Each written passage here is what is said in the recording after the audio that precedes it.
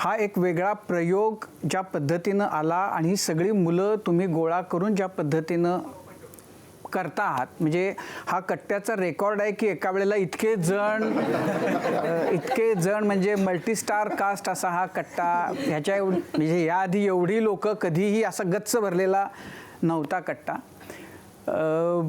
गप्पा खरं तर प्रत्येकाची वेगळी स्टोरी आहे आणि प्रत्येकाच्याच बद्दल आम्हाला सगळ्यांना ऐकायचं आहे, महाराष्ट्राला ऐकायचं आहे. पण मुळामध्ये हे इतकं काहीतरी म्हणजे अद्भुत म्हणता येईल असं काहीतरी घडलंय फोक आख्यांच्या निमित्तानं.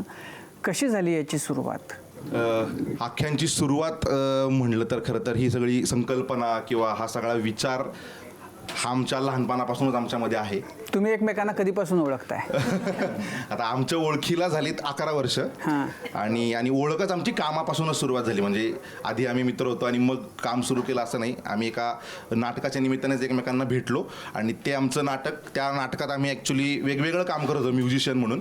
आणि त्याच्यानंतर आम्ही आमच्या रंगपंढरी नाट्यसंस्थेमध्ये, त्या संस्थेला देखील आता आमचे 10 वर्ष कंप्लीट होतील. तर तिथे आम्ही जे काही नाटकं केली, सगळी आमची आत्तापर्यंतची नाटके सगळी येणेच लिहिलीत, त्याची सगळी गाणी येणेच लिहिलीत आणि त्याची सगळी कंपोजिशन आम्हीच केलं.